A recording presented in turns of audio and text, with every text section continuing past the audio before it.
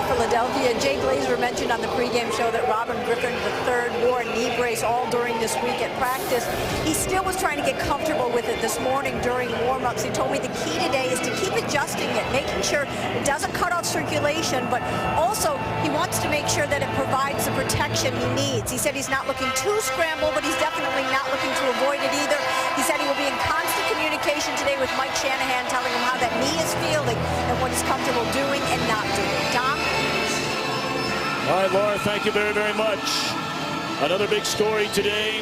Andy Reid, 14 years, 9 times, has taken the Eagles to the playoffs. So many are speculating that at season's end, he will be relieved of his duties by the owner, Jeffrey Lurie.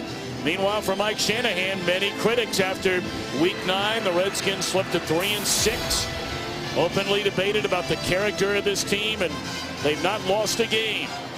Winning 5 in a row, the hottest team in the NFC. Philadelphia wins the toss, elects to receive, and Bryce Brown, who will share the running back duties today with LaShawn McCoy, brings it up to the 24.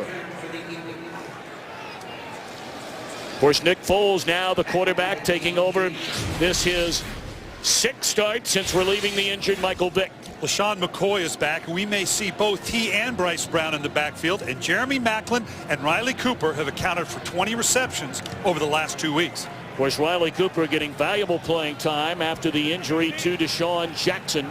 So it is first down, and they pitch it to McCoy. Back for the first time in a month, and he carries up to the 30-yard line. That'll be a gain of 6. You may remember LaShawn McCoy suffered his concussion against the Redskins, and that's when the Eagles were trailing by 25 points with 2 minutes left in the game. And Andy Reid said, and LaShawn McCoy said, I wanted to be in the game. Yeah, why wouldn't you? If he didn't, what would be people would be saying? They're saying, well, he's laying down on his team. He's not being a professional. Hey, we got 2 games to play. I want to be a part of it. First throw for Foles, and he dumps it off out of the backfield to McCoy, and he has enough for a first down up to the 37-yard line. Now this Redskin defense has given up 350 points on the year, 23rd worst in the league, and yet they're getting better and better. Kerrigan and Jackson bring pressure off the back end. The anchor is London Fletcher, and D'Angelo Hall is looking for his 40th interception. This group, last time they played against this Eagle team, they had 2 interceptions, 4 forced fumbles, and 5 sacks. Out of the shotgun, and split wide to the left was McCoy, and the ball was tipped at the line of scrimmage. It'll bring up 2nd down and 10. We mentioned that Foles has started the last 5 games, now a 6, played 23 quarters of football since he replaced the injured Michael Vick in mid-November. His first start, that 31-6 defeat against these Redskins, sacked 4 times, threw 2 interceptions, but in the last 4 games, he's only thrown 1 pick against 4 touchdowns. They give it to Bryce Brown, still on his feet, and appears to be very close to a first down. Needed to reach the 47-yard line.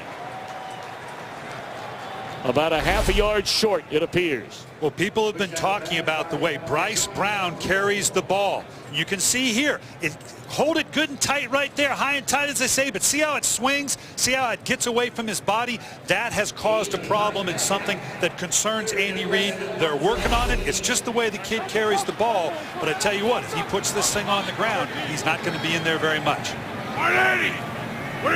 3rd down and a foot. And I'm not sure Brown got there. They tried to go behind the left side of that offensive line, Evan Mathis and King Dunlap. But Reed Dowdy came up from the safety spot, and Rob Jackson, an emerging force on this Redskin defense. And here on 4th down, the Eagles are going to go for it, their opening possession of the game. And why not? You're 4-10. It's a divisional game. Why wouldn't you put your team in this situation? Let's see what we're made of. 9 of 16 are the Eagles on 4th down this season.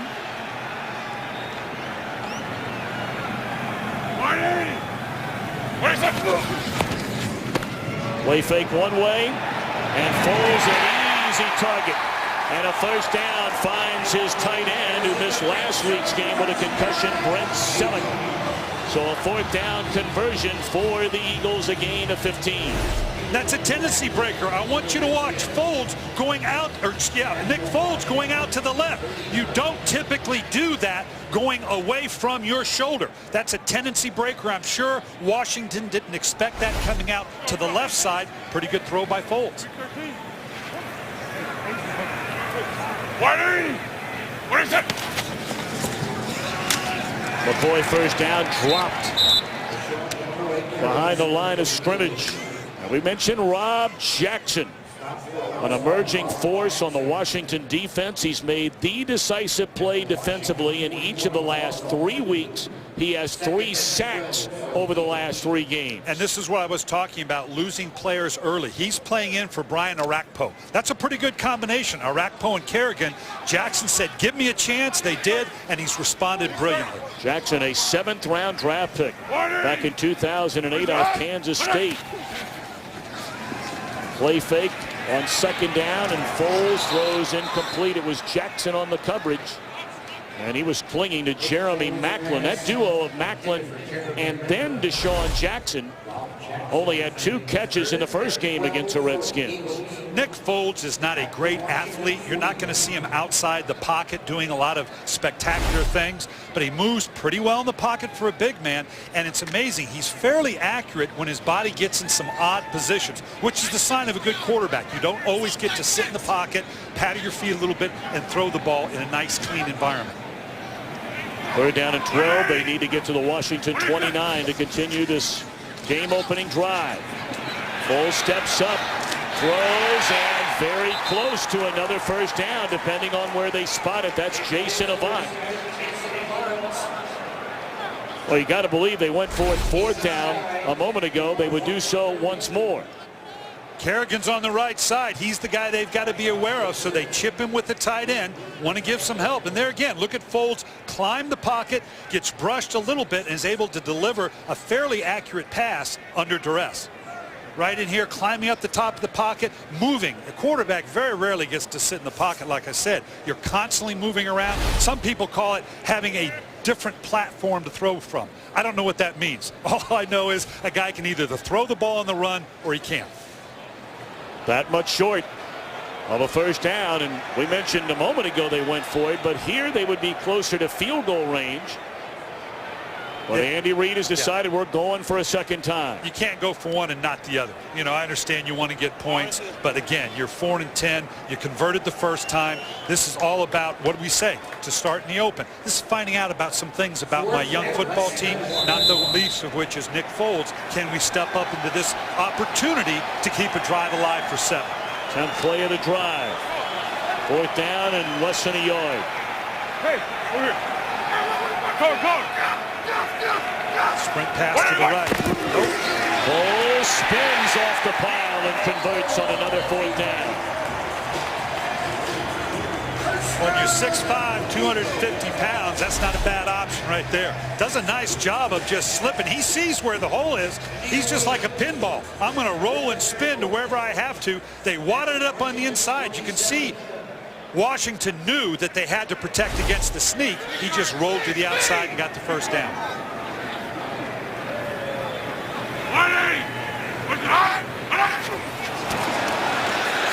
Foles looking to the end zone. Touchdown, Jeremy Maclin. There is a penalty flag down on the field, but it looked like a Redskin crossed the line of scrimmage prior to the snap. We'll see if it stands.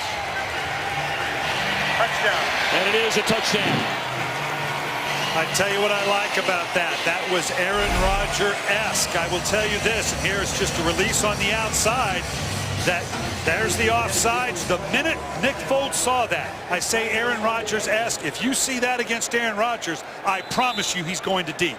I don't even care if anybody's down the field. He's going to take that shot deep. Why not? You're playing on house money. Nick Foles saw that and took his shot. Going after it is good by Alex Henry. A very impressive opening drive for the Eagles. 76 yards, chewing up nearly 5 minutes. And a touchdown to Jeremy Maclin. That crack in the Liberty Bell, 24.5 inches long, a ½ inch wide, last rang in 1846 on George Washington's birthday. 11 plays, 76 yards. Only 24 points have been scored by the Eagles in the first quarter this entire year. Niles Paul initially bobbles a kickoff, and now the big fella's off to the races, and he can run. Crossing midfield and run out of bounds at the 46-yard line, and there is a penalty flag down all the way back at the 15. During the return, holding by the receiving team, number 51. Half the distance to the goal. Washington keeps the ball. First down. So that big return will back them up inside their own 10. An early score as the Saints lead the Cowboys 7-0. We'll be watching all the NFC action all day today. 7-0 Eagles. Robert Griffin III, and the Redskins get their first crack at it offensively. And immediately put it in the hands of the dynamic rookie runner Alfred Morris.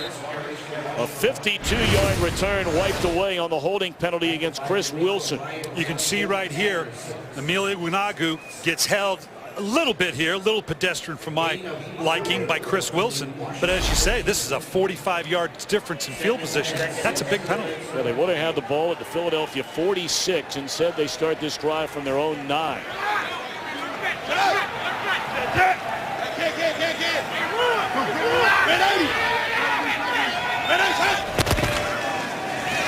Back-to-back carries for Morris, and this one sniffed out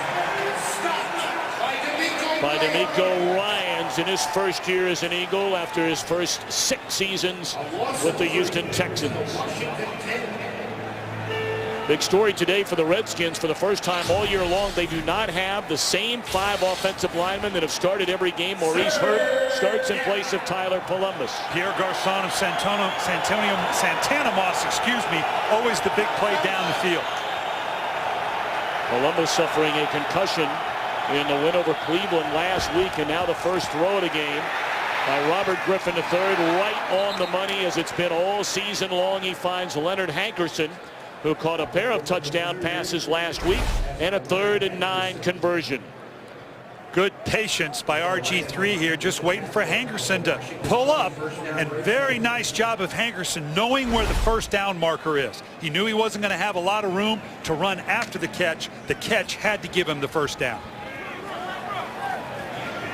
Of course, Robert Griffin III missed his first game last week after injuring his right knee. He's wearing a brace on that knee today. It was suffered against the Baltimore Ravens. Take it one way and put it in the hands of Garçon the other way, and he's up to the 25, and we'll check in for the first time today back in Los Angeles. Well, you guys have done a good job of setting up the NFC East, so you know the scenario right now in New Orleans. Has scored first against the Cowboys. Mark Ingram, 9-yard touchdown run on their first possession. They lead it 7-0 in the early going. Tom, Brian, and Laura. Well, as we saw last week, Kurt, thank you, the opening possession has not been a problem for the New Orleans Saints. They're about the first possession best offense in the NFL. It's what happens thereafter. Absolutely. And can that defense respond and hold up against the Dallas Cowboys, put it back in the hands of Drew Brees, and see if he can go down the field against that gutted Dallas Cowboy defense. They call the pass play, gain of 8, and on the end around it's Santana Moss, and he'll get enough for a first down and then some. Moss up to the 39-yard line, and that'll move the chains for the Washington Redskins. Excellent job on the outside. I want you to watch the reverse, and a great job on the outside. Nice job of the line pulling here. But watch Hankerson blocking. So often you can see a wide receiver. Typically, that's where you're going to end up getting called for a holding penalty. Nice job of taking on the corner, yet not getting the penalty call. Redskins had a pair of injuries along their offensive line last week. Not only Columbus, but a knee injury to the center, Will Montgomery, down the middle of the field. And a perfect throw and a catch in traffic by Garçon. He's missed so much of that season after the toe injury in the season opener against New Orleans, but coming on strong. You're going to watch him get in behind the linebackers who were held a little bit with the play fake. Tell you what, man, that is a hard ball to throw coming out blind the way RG3 did. That is a beautiful pass into traffic. See the numbers of 34 receptions for Garçon, 27 of those And 3 touchdowns have come in the last 4 weeks. And gingerly running to the sideline, wisely so, but certainly not an explosive Robert Griffin III on that carry. Well, you're going to see here against the Baltimore Ravens, this one was ugly. Again, trying to get outside, but then cut back inside. Always a dangerous thing to do against a team as physical as the Ravens. We saw in the last play, if he's going to run, he's going to get to the outside. You get outside the numbers, you get out of bounds. Again, a little ginger on that knee. Mike Shanahan's going to take note of that. It was a gain of 5 and 2nd down and 5. Morris to the outside, back to the inside. And is spun down at the 35. He'll be a couple of yards shy of the first down. Michael Kendricks, a rookie out of Cal. This Philadelphia defense, it has been a disaster most of the year. They changed defensive coordinators, of course. No longer here is Juan Castillo. Well, Cox and Graham are a couple of those young players we talked about. This group accounted for 6 sacks last week against Cincinnati. As always, Nnamdi Asomugha is going to be important in coverage, and Colt Anderson is getting the start at safety. Yeah, Anderson started the last 2 weeks for the injured Kurt Coleman, who's back today. But this week, Anderson starts in place of Nate Allen.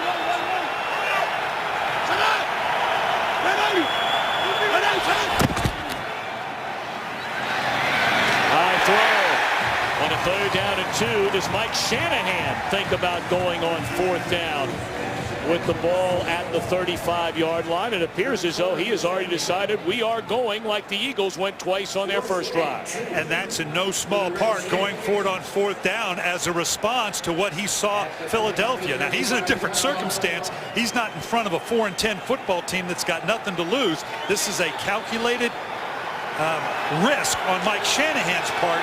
If this doesn't work, it's going to leave his team vulnerable. Well, they've been very good on 4th downs. 12 out of 16.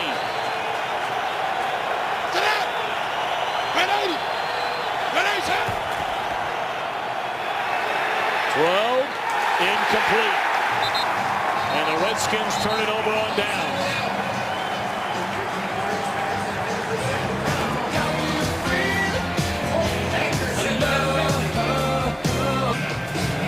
On a 4th and 2, Brandon Graham does a heck of a job on the backside. You're going to see him off this edge.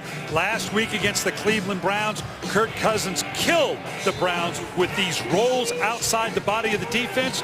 As a defensive end, you're as wide as the widest, as deep as the deepest. Did a nice job of forcing the issue on RG3.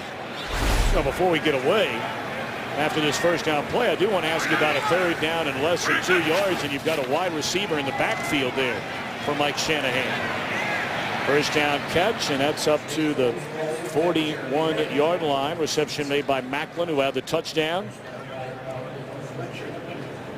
Of course, Michael Vick began this season as a starting quarterback for the Philadelphia Eagles. Started the first 9 games. Suffered a pair of concussions during the season, the second coming in mid-November against Dallas, and has not returned since. And will he play in an Eagles uniform looking ahead to 2013? So many questions surrounding the Philadelphia Eagles. That is good enough for a first down to LaShawn McCoy. Twice they went for it on 4th down to the Eagles. Foles finding Selleck on a 4th down and less than 2, and 4th and less than a foot. Foles scrambled and capped off the 11-play drive with a 27-yard strike to Jeremy Macklin. And I believe that forced the hand of Mike Shanahan for going on it on 4th down on his own. 180. What is it?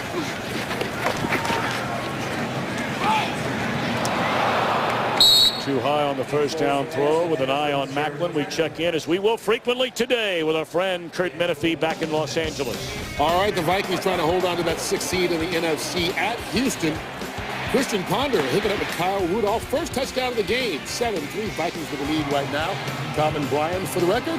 4 carries, 20 yards thus far for Adrian Peterson. Well, what a huge game that is for the Minnesota Vikings. Another team, much like these Redskins, very few gave either one a chance to reach the playoffs, and both are right there on the doorstep. How about the moves from McCoy? That's what we've seen over the last 4 seasons since he came out of Pittsburgh in the 2nd round in 2009. And this is what LaShawn McCoy does. Watch on the outside. You're going to see right here, Jackson's going to come crashing down. He's in great position. Medial Williams also in a great position. And LaShawn McCoy, that sideward cut, that jump cut, and then the acceleration that he has. This is something that Bryce Brown, although he can cause people to miss as well, but this is right into LaShawn McCoy's wheelhouse, making those kind of plays. They pitch it to Brown. And he's inside the Redskin 40 to the 39-yard line, and that converts on a 3rd down and 3, 1st down Eagles. Now you look in here, this is what we're talking about with Bryce Brown. That ball should be in the outside hand, and again, look how he's carrying it away from his body. Hey, as long as he doesn't fumble, that's fine. But if I'm Andy Reid, I'm holding my breath every time this guy gets a hold of the ball. Well, much has been made of the fact that Brown is so young. He's 21 years old. This in his first year and officially listed as playing collegiately at Kansas State. They fake it to him and Foles the other way. Great catch by Selleck. And that is a 1st down for Brent Selleck down to the 23-yard line. That is an excellent job of Nick Foles throwing the ball exactly where he had to get the reception. It was going to require a great catch, but if he'd have thrown that out a little in front of Selleck for a better pass, it might have been intercepted. So that's one of those as he gets outside, and if this thing is dropped, it's, well, where's Foles throwing? That's a terrible pass. He threw it where he had to get it completed.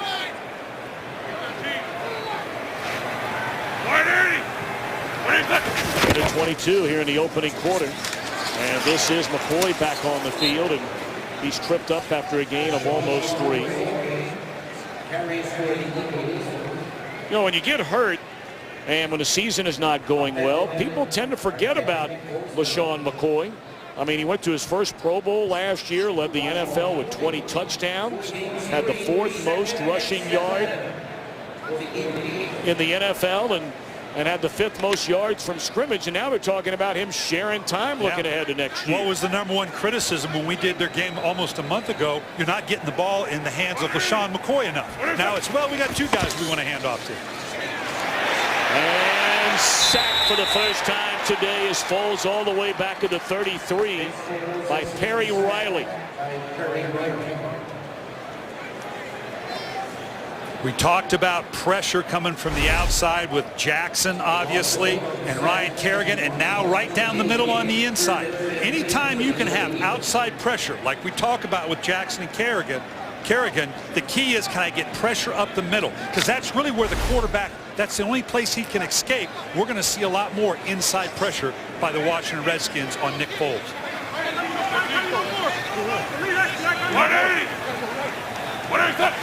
3rd down and 15.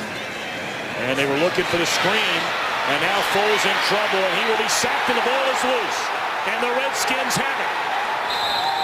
The Washington Redskins, they have been a turnover machine on defense. It looked like Kerrigan stripped it away. And Kerrigan stays with it. Look how he finishes it out. Foles fumbles again. Remember, against Cincinnati, it was turnovers that spurred the comeback by Washington. The strip by Kerrigan, and Richard Crawford picked it up. And fumbling is not news to the Philadelphia Eagles. The 22nd lost fumble this season. And look at all of the giveaways, 34 of them. Griffin to a wide open Alfred Morris out of the backfield. And he's into Eagles territory to the 43. Let's go back to the turnover. And the key to the turnovers, Tom, let's go back to last week against the Cincinnati Bengals. The Eagles were firmly in charge until the series of fumbles, interceptions, a blocked punt, and all of a sudden the thing cascaded out of control, and it was a runaway win by the Washington Redskins. That's what they're hoping for here. Does this spur them and change that emotional dynamic of the game? Well, they turned the ball over to the Eagles in that Bengals game on 3 successive third-quarter snaps. Garcon didn't fool anybody.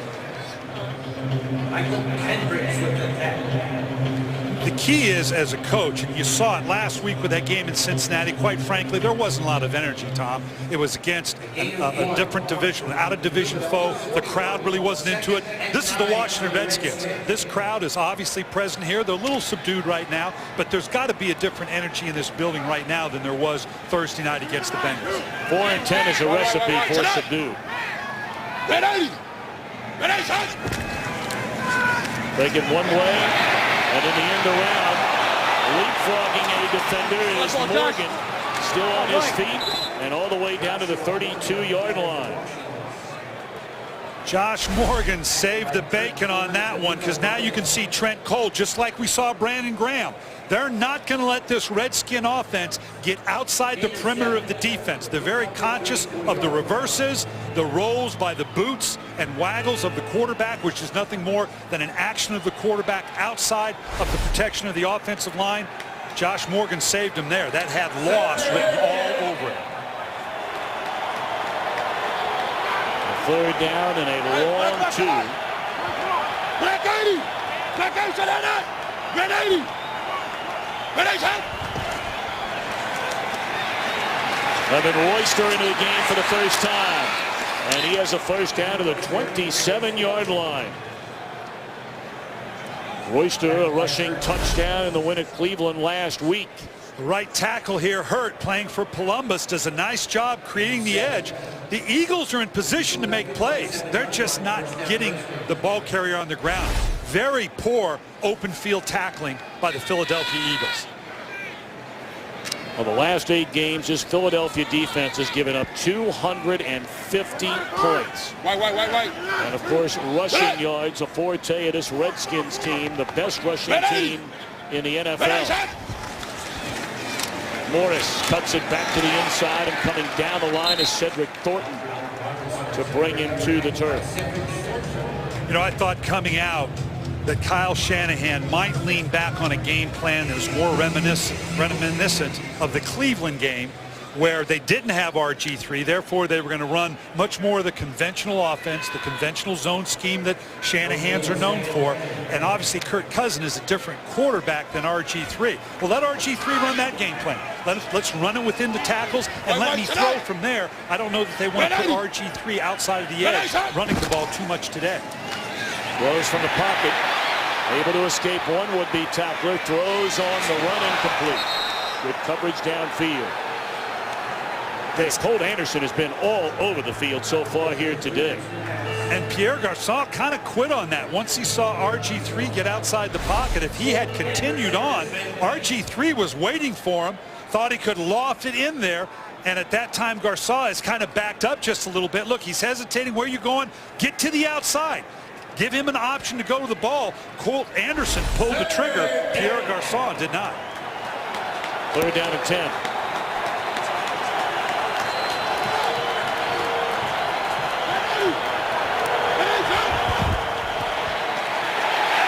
That is an incomplete pass. That was a forward pass, and Brandon Graham read that thing right from the start. What a great story Graham is. This is brilliant. He sees what it is, little shuffle pass. You know why he plays that so well? He's seen that 1,000 times in practice against the Philadelphia Eagles, one of their favorite plays offensively by the Eagles. He's seen that 1,000 times. Brilliant by Brandon Graham. This will be a 45-yard field goal try for the rookie Kai Forbath. He has not missed since the Redskins signed him. 15 of 15. And that one right through the middle. So the Redskins get 3 off the Philadelphia turnover. NFC East. The bottom line is the Washington Redskins and the Dallas Cowboys both controlled their divisional championship destiny. Because the two meet next weekend. If the Redskins win today and next week over Dallas, their division champs. Dallas wins today over New Orleans, beats Washington next week, their division champs. The Giants, to win the division, would need some help. Bryce Brown out across the 20 and up close to the 25. A late flag comes in. Back around the 15-yard line. During the return, holding by the receiving team, number 50. 10-yard penalty. Eagles ball, first down. That's on Casey Matthews. We will keep you up to date all day on what's going on with New Orleans and Dallas. Yes, the great Rocky Balboa. I don't think he was 8 feet 6 inches tall. Yo, Adrian Peterson. That was commissioned before the release of Rocky 3. Adrian Peterson, hey, how about those Minnesota Vikings leading 7-3 in Houston? Yeah, I don't know if a lot of people gave Minnesota a lot of chance of beating Houston. They're up right now 7-3. If they can hold on to that, that would be huge for that competition in the NFC North. River. Keep it deep. Mark 30. Eagles start this drive just beyond their own 15, and McCoy may be back to the line of scrimmage. And let's check in once more back in Los Angeles. Well, because they play each other in the Week 17 game, like the Redskins, the Cowboys can win the NFC East if they win out. They've come back to tie the Saints. 58-yard touchdown. Dez Bryant, broken finger and all, gets in the end zone. 7-7 right now in the second quarter. Robert Bryant. Well, things might be swinging the Cowboys' favor. Dez Bryant catches a touchdown in the first half of the game. Something is getting turned around. That has been rare indeed.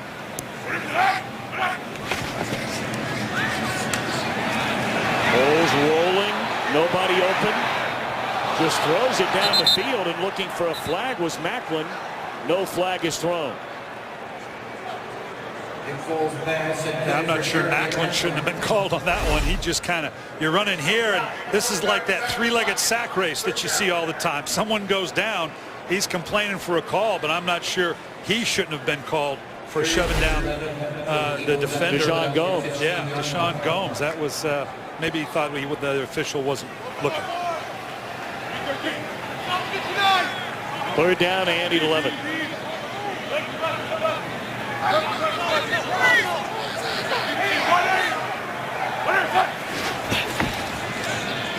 That was sniffed out by Richard Crawford immediately. Boy, that's a good defensive play on our side of the field, Brian Billick, by Richard Crawford, the rookie who's getting more and more playing time. Let's look at Washington's doing. They got everybody up on the line of scrimmage. That means zero coverage. What is zero coverage? No free safety in the middle of the field. That means all-out pressure, and watch what happens. Now they back out of it after Foles checks. This is the chess match that's going to go on between the Philadelphia Eagles and the Washington Redskins. They're one of the few teams, the Redskins are, that are willing to show that kind of look. Matt McBriar standing at his own goal line. And Crawford has it bounced. Very short punt, then checks up. Great field position for the Redskins. 9:39 to go in the second quarter. Philly in front, 7-3. 7-3, Philadelphia in front. This is the final home game for the Eagles. A venue where they used to dominate the opposition. Through most of Andy Reid's career as head coach, they have not won this year since week 4 when they beat the New York Giants here.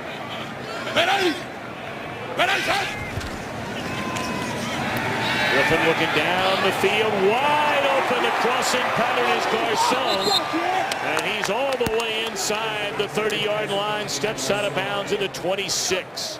What a weapon he has become since getting through that injured toe. And they throw so many things at you. You're going to see here Hankerson out to the flat. That's what pulled coverage up underneath Pierre Garcon. You're thinking, how did he get open? How did they not drop underneath that? Well, they saw Hankerson on this mini reverse hanging out there that had they dropped deep to take away Garcon, RG3 would have simply flipped it out to Hankerson.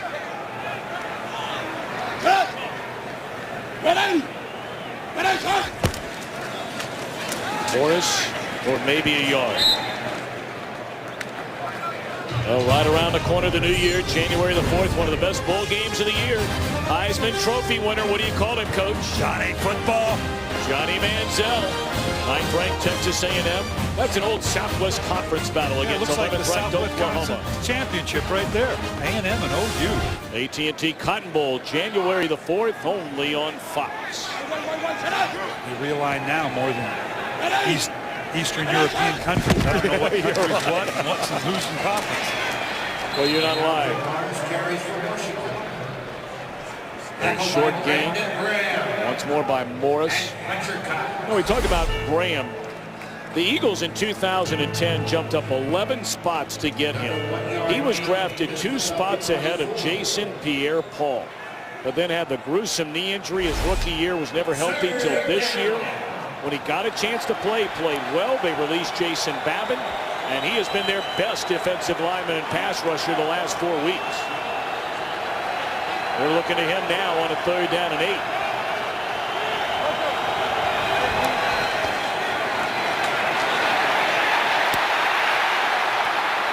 Griffin just throws it away. And leading the charge, chasing after him initially was Graham. Cox hit him near the end of the throw. And so once more, it'll be a field goal try for the Redskins. And clearly RG3 here. And that hit was inbounds. But I don't know whether it's the brace that's got him restricted, but clearly he's not moving as fluid as we are used to seeing RG3 when he gets out around the corner. Well, if Kai Forbath makes this one, he will break the all-time NFL record for consecutive field goals made to start a career, and he has just set that record. Once held by Garrett Hartley. Now it belongs to Kai Forbath. What a pickup he's turned out to be. Kyle Shanahan talking with his quarterbacks, RG3, Kirk Cousins, trying to explain what it is they need to do against this defensive front of the Philadelphia Eagles, who's doing a nice job of containing the Redskin offense around the edges. The rollouts and outside plays that victimized Cleveland Browns last week have not yet showed up that much against the Philadelphia Eagles. A 1-point game, and Brown on the kickoff is thrown to the deck. So the Eagles back on offense. This is Lieutenant Ryan McCool with Mount 16, Camp Bastion, Afghanistan. Just want to say happy holidays to my friends and family back in the Philadelphia area. I miss you guys. I'll be home soon. Ever. Love to welcome all the men and women in uniform serving around the world, watching our broadcast in 175 countries and aboard ships at sea on AFM, the American Forces Network. God bless all of you. Away from your family, your friends during this holiday season, standing tall, strong, and proud for the greatest country in the world, the United States of America. And certainly a flag still flying at half-mast after the terrible tragedy in Connecticut. This is the first Eagles home game since that happened, and my thoughts and prayers for many of those able to watch the game in that area here today. First down, Foles is sacked back at the 18-yard line, and once more it's Ryan Kerrigan right there to greet him. And Foles had no place to go after the play fake. The pocket just collapsed around him as he was trying to come out of the fake. And you can see here, he got a little bit of a play fake. Now he's trying to get the ball up to make the read. He has to pull it back down, and the whole thing just collapses. The secondary's job is to make the quarterback hold the ball so the defensive line can get home. The defensive line wants to rush the quarterback and get the throw before he's ready. McCoy looking for any running room and none there. So we'll bring up 3rd down, and we'll call it 12 at the 20. Kerrigan came in with 6.5 sacks already, 2 of them today. In just his 2nd year out of Purdue, he has not missed a single down since entering the league last year. Not a down. You can imagine the presence of Kerrigan, and if Brian Orakpo, Rob Jackson's playing very well, but Brian Orakpo is a Pro Bowl player. That's that coveted outside pressure on both sides. What a difference that would make for Washington. Kerrigan pushed aside, and it's tipped into the hands of London Fletcher. A second Philadelphia turnover, and the Redskins in business.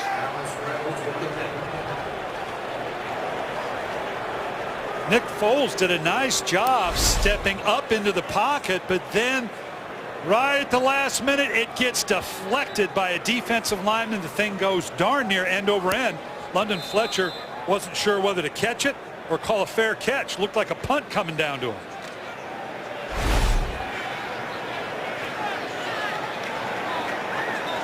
London Fletcher Trails only Ray Lewis in career interceptions among all NFL active linebackers. And Garcon for a short gain down to the 22-yard line. Well, when your name comes in conjunction with anything to do with Ray Lewis, that's usually a pretty good thing.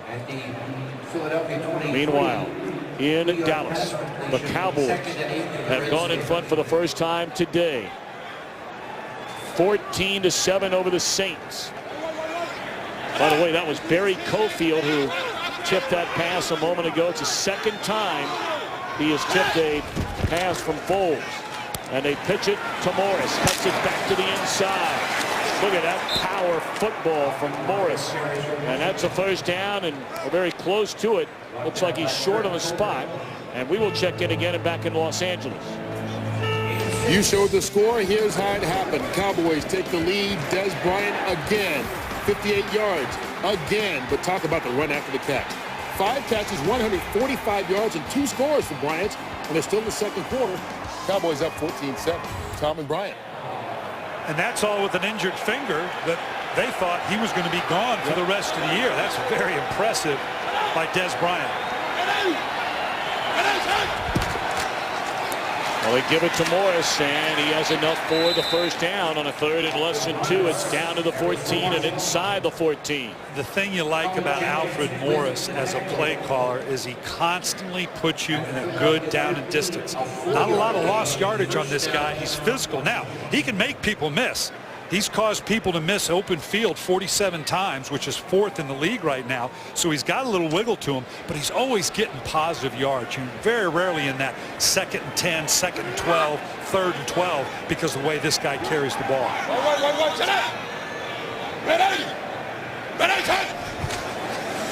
Morris takes a pitch. Inside, breaks it back to the outside, and is stopped at the 10-yard line. Morris played for former Redskins draft pick Howard Schnellenberger at Florida Atlantic, and they got him in the 6th round. How ironic. They got him in a pick acquired in the trade of Donovan McNabb. And I want you to watch the way he's carrying the ball, so secure compared to Bryce Brown that we talked about earlier. He's got that high and tight, the 4 points of pressure and all that good stuff that says I'm going to secure the ball because I know there's a whole lot of folks trying to take it away from me.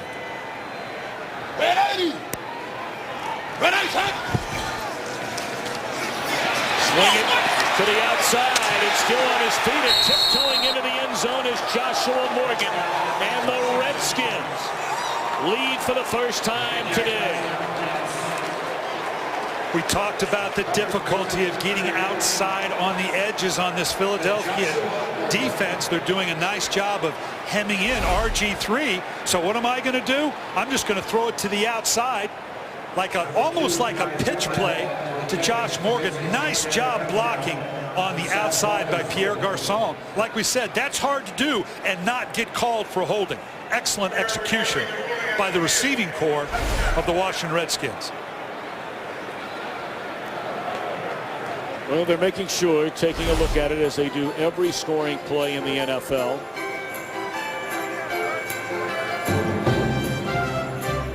Clearly the knee is down. The question is, did the ball break the plane? Does not look. His left hand is across the plane, obviously, but the ball has to cross the plane. Let's remember that the play on the field was ruled a touchdown. I'm likely to hear this stands. I'm not sure there's enough evidence to overturn it. Ruling on the field stands as called. It's not possible to tell where the football was in relationship to the plane when the knee was down. Ed Huckiley, our referee today. Again, the verbiage being key there. He says it stands. Had he seen it break the plane, he'd have said it was confirmed. And clearly, in his view, there wasn't enough of a view to overturn it.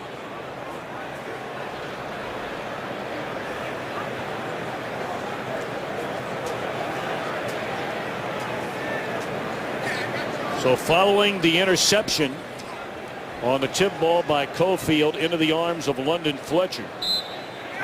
5 plays, 25 yards, the 11-yard touchdown reception by Morgan, and now the point after from Forbath to make it 13-7. Washington Redskins.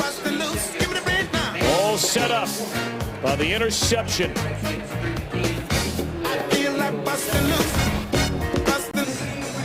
13-7 Redskins. 3:30 to play here until halftime, and you can't stress enough the importance of this game for the Redskins. A lot of people out there saying, well, no kid. It's been a while now. I mean, the Redskins have not won a playoff game since the 2005 season. They've not been division champs since 1999. They win here in Philadelphia, beat their rivals, the Dallas Cowboys, in the nation's capital next week. They will rewrite that book. How about that combination of players we just saw? RG3 and Fletcher, London Fletcher. I'm not sure RG3 and London Fletcher, 15 years in this league, isn't old enough to be RG3's father. You know, that shows you the contrast on this team of young and old. Well, tomorrow Fox kicks off a holiday comedy marathon with a week of TV's best. Monday is a night of raising hope. Tuesday is nothing but New Girl. Wednesday is all Ben and Kate. And Thursday wraps up with the Mindy Project. It all starts tomorrow on Fox. My week's set. I'm good to go. Well, I got to tell you, you are dialed in handling the promos on Fox. There you see the very good start, 11 plays, 76 yards and a touchdown. A steady decline ever since. First down incomplete with an eye on Macklin.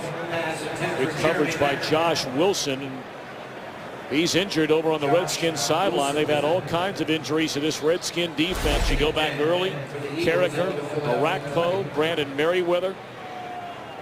Recently Cedric Griffin, and this would be a big hit. I thought he was going to get a pick six there for a minute, but obviously reaching that arm or that elbow out got it in a tough position. You're right. To lose him would be a big loss to this secondary that has just now kind of gotten back into a groove. DJ Johnson replaces him, and immediately a reception made up to the 35-yard line by Jason Avant. He has become the favorite target of Nick Foles here over the last 3 weeks, nearly a month since Jackson went down for the year. Make no mistake, they've got a lot of targets, even with the loss of Deshaun Jackson. You already talked about Avant. Riley Cooper adds a big receiver that's come in for the likes of them. Demarcus Johnson has also been a factor for them. They've got a lot of talent across the board. Swing it out of the backfield into the hands of McCoy, one of the very best coming out of the backfield to catch the football. And that is a first down to the Redskins' 49-yard line, 2:40 to go. There's a lot of ways to be accurate as a quarterback, and on a short throw like this, you don't think about that, but that's exactly where the ball needs to be placed. Bill Walsh was absolutely manic about putting the ball out in that lead glove. Make the back go downhill to get it. That's what gives him his momentum. Don't make him catch it back shoulder. Don't slow him down. That was a perfect throw by Nick Foles. We'll throw it on first down. Sitting down is Johnson, still on his feet. And the rookie has a first down to the Redskins' 37-yard line. Demarcus Johnson, his 16th catch of the year.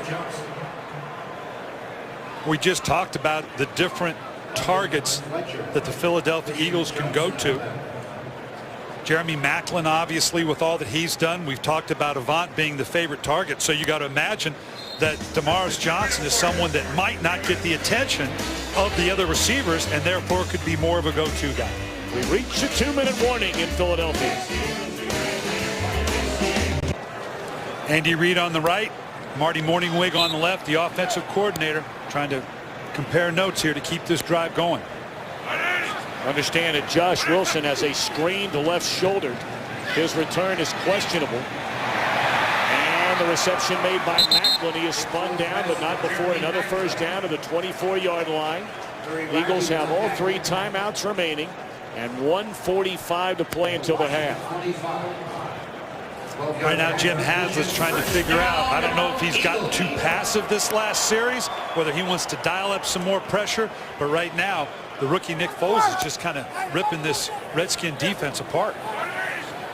Foles 10 out of 16, 137 yards, a touchdown, and the tipped pass that went for an interception. A font was shoved out of bounds At the 19, that'll be a gain of 6. 122 left. And you lose one of your corners like Josh Wilson, it can all of a sudden affect what your plan was going to be in the red zone. Sometimes that can force you into being a little bit more passive, and having Josh Wilson back will certainly help. How about that? No longer questionable, his return.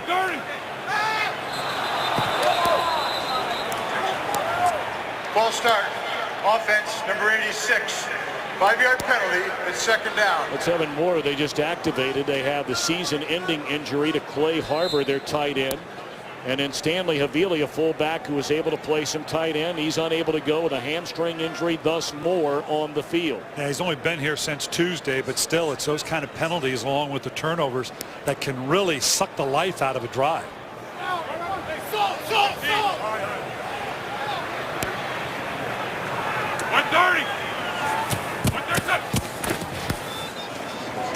Macklin got a good block from Selleck, but then good closing speed. How about Barry Cofield coming all the way across the field from a nose tackle position to make that play? Timeout, Philadelphia. And we are going to check in once more as you take a look at Cofield coming down the line. Look at a big fella get after it. And there to make the tackle. Let's check in quickly in L.A. All right, coming up on the Visa Halftime Report, a special holiday edition as both the Steelers and Bengals wrestle over the same Christmas gift, a playoff berth, a berth that the Indianapolis Colts can get if they just win a game. We'll tell you about it coming up on the Visa Halftime. Well, Brian, you were involved in so many rugged battles in that AFC North.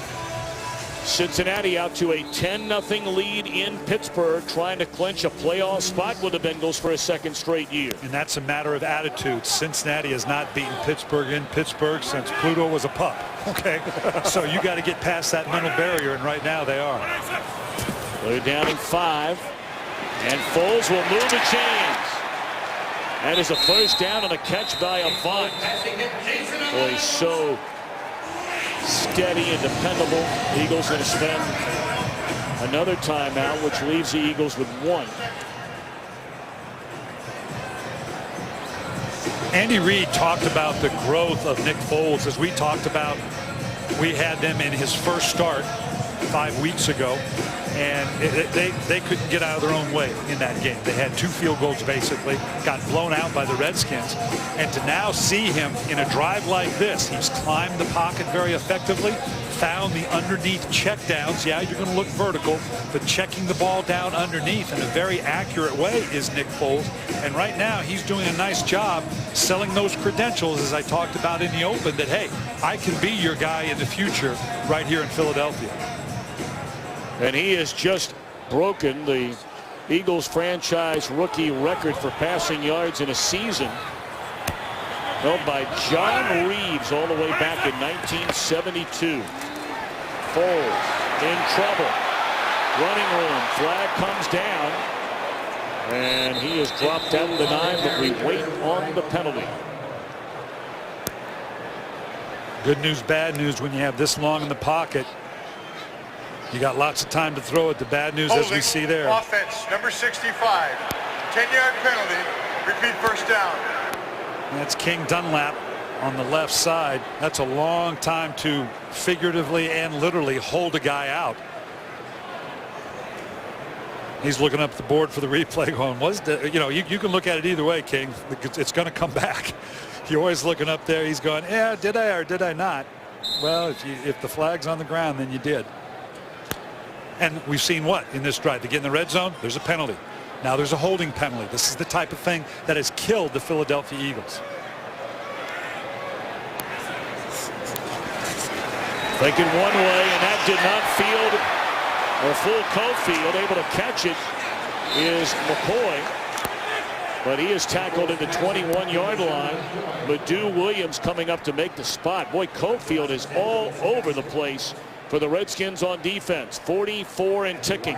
Now let's get it straight. Cofield just broke up a screen there with the quarterback. He's the same guy that broke up the screen on the outside. This guy's all over the place.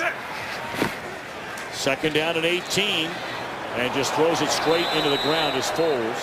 28 seconds left in a 3rd and 18. Foles didn't have a lot of option there. He just grounded. He wanted to get the screen to LaShawn McCoy. It was not there. The Redskins were all over it, so he wisely threw the ball away rather than forcing it in. Coming out of University of Arizona, one of the things on Foles was they said he was a good decision maker, that he didn't panic, that he knew how to orchestrate an offense, and he's showing that all but as a young rookie right now.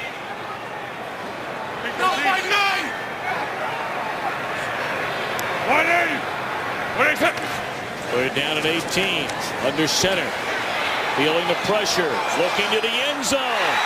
It is caught but out of bounds by Evan Moore. The ball just a little bit late. Had it come up just a little bit sooner. Remember, there is no longer a force out in this league. Can't see that. It doesn't get the left foot in or the right foot for that matter. But there is no longer a force out. The DB can push you out of bounds and keep you from landing in bounds. If that ball had been up just a tad earlier, they might have had a touchdown. Alex Henry's been mighty good this year. Hit on 25 out of 28. This from 38 yards. Good snap. Good hold. And it's good. Just snuck it inside the left upright.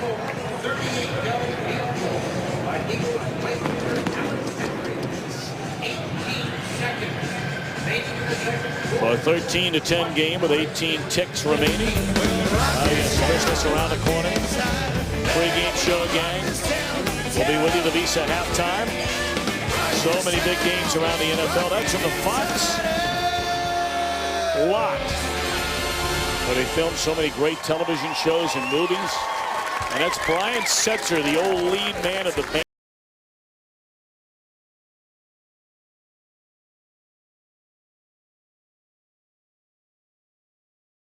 Coaches have no rhythm whatsoever. We just don't. And I give them credit for being up there dancing around. Now, how do you know that Andy Reid and Mike Shanahan can't dance? Look at that, Jimmy. I love it. You know, when you dance like nobody's watching, right? Isn't that what they say? Jimmy's doing it, man.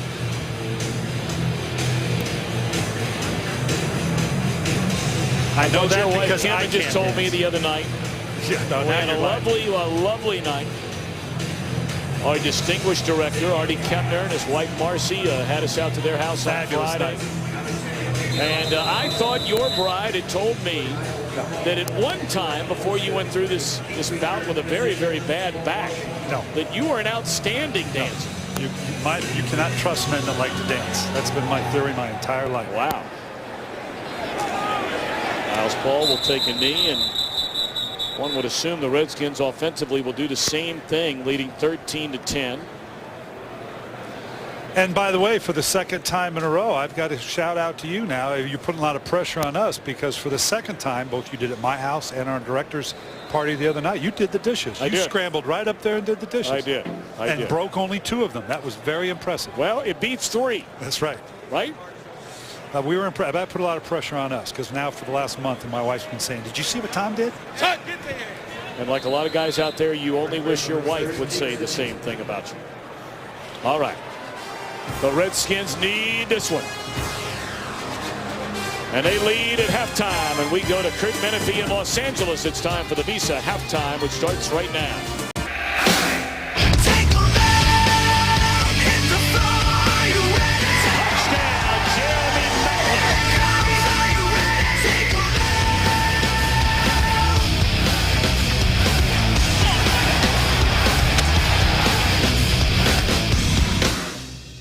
Well, we invite you to follow your favorite team all season long. Just go to iTunes.com/NFL.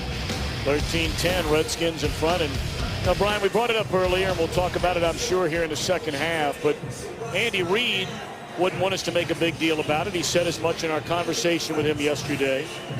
But as he walks along the sideline coming out at halftime, there has to be somewhere inside of his mind the emotions that the possibility does exist. Some believe it's a very real possibility that he will no longer patrol the sidelines here in Philadelphia as head coach of the Eagles after today. Well, that is true, but not right now. You compartmentalize those things right now. As he told us, he is all about beating the Washington Redskins. And next week, it'll be all about beating the New York Giants. Because as he said, there's no upside. There's no profit in thinking about those things. If it happens, it happens. Right now, he has the obligation to himself, to his coaches and his team to stay focused on the task at hand. And right now, that's the second half of this game with the Washington Redskins. Very short kickoff, and Niles Paul takes it up across the 25 and is dropped at the 28-yard line. And we check in downstairs with Laura. Well, as always has been his policy, I did not talk to Andy Reid. He does not speak when the Eagles are trailing at halftime. I did talk to Mike Shanahan, who has been talking constantly with Robert Griffin III during the game about that knee. He said it's been holding up great. He's doing what we thought he could do. He said everything's been fine there. He said, I like what we see. Offensively, I'd like to get them to run the ball a little bit more. He said we're averaging about 3.5 yards per carry. We want to get that better. Defensively, happy with the turnovers, and said we just want to be able to keep them out of the end zone. Tom.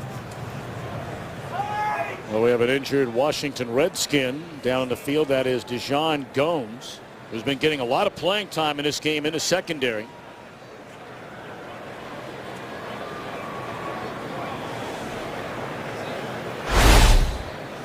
Keep an eye out for number 24 right there going down. And Paul falls on top of his left knee. We're back in a moment. Well, don't you find yourself wondering, you look at Independence Hall, the Declaration of Independence adopted, the Constitution drafted and signed. We're back here as Dijon Gomes was able to get up and walk off of the field. Laura will try and update us on his condition. And on first down, wide open, and what a catch. On really not a well-thrown ball by Robert Griffin III, but Garcon going up to get it. Well, he had to put it up early. This is a great move by Garcon. Watch this. He's going to nod to the post and then go back outside. Great job on terms of got the catch, get the feet in. I think RG3 put the ball up just a little bit earlier than he wanted to. Therefore, the accuracy was off a little bit. But what a great catch by Garcon. Garcon, a couple of 100-yard receiving games, including his first as a Redskin when he got hurt in a season opener against New Orleans. Big running room for Morris, and that'll be a gain of close to 9 for Alfred Morris, who had a very quiet opening half. He's rushed for a franchise rookie record 1,300 plus yards this year. They guessed from the wrong side. You see they're bringing pressure off that side. They've got just the right call on going out to the weak side. Excellent job by Morris getting away from the pressure. That's just a matter of guessing right on the part of Mike and Kyle Shanahan and the Washington Redskins.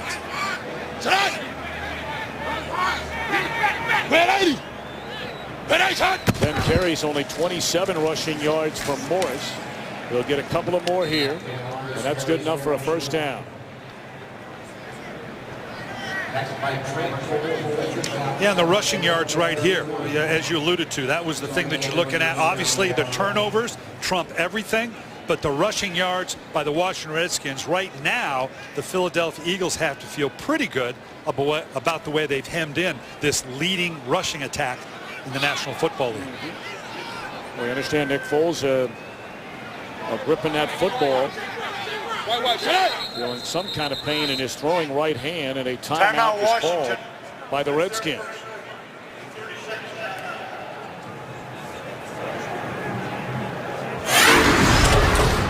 Where they started off, nice throw by Foles to Jeremy Maclin.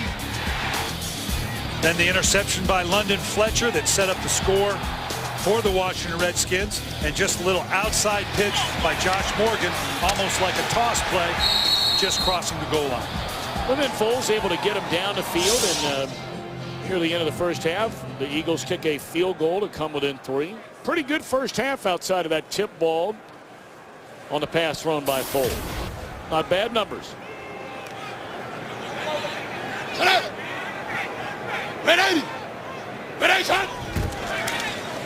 Fake it to Morris. Lay it off to the tight end, Paul. And he has another Washington first down to the 10-yard line.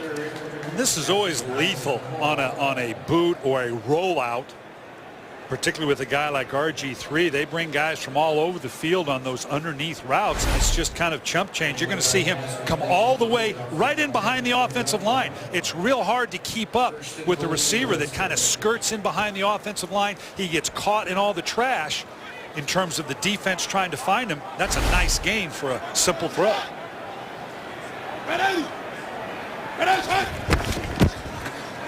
Morris to the end zone. And Alfred Morris, his 10th rushing touchdown of the season. Already the rookie record holder in Redskins franchise history. And now a point after away from their largest lead of the afternoon. And this is where we've got to watch, Tom. You talked about just a nice job of Trent Williams coming around and leading up in the end zone for Morris, but the emotional response, you said they did a nice job going down the end of the half, as did Philadelphia did, to stay close to the game. That was not much of an emotional response there. That defense was lackluster in this opening series against the Washington Redskins. Not only the rushing touchdowns, but now with 10, that ties Charlie Taylor's Redskin rookie record for touchdowns in a season. Alfred Morris hits one long ball in Philadelphia. Well orchestrated drive. Again, I'm worried about the emotional tenor of the Philadelphia Eagles. We'll see how they come out offensively, but not much emotion defensively by the Eagles in that opening drive. Well, we were wondering about Nick Foles. Is he hurt, Laura Oakman? He is, but he is actually coming back out in the field. He is good to go, but at halftime he was undergoing x-rays on that hand. The official word from the Eagles is a right hand contusion, but he is back in and good to go. And he great has already, stuff, Laura. Thank you. He's already fumbled once in this game, so that's something we've got to watch, the ability to grip the ball, particularly under duress.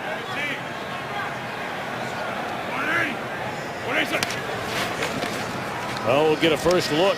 This first pass looked one way, and it lofts it for Macklin, who makes a diving grab at the Redskin 45. He gets up and picks up a couple of more yards before he's shoved out of bounds.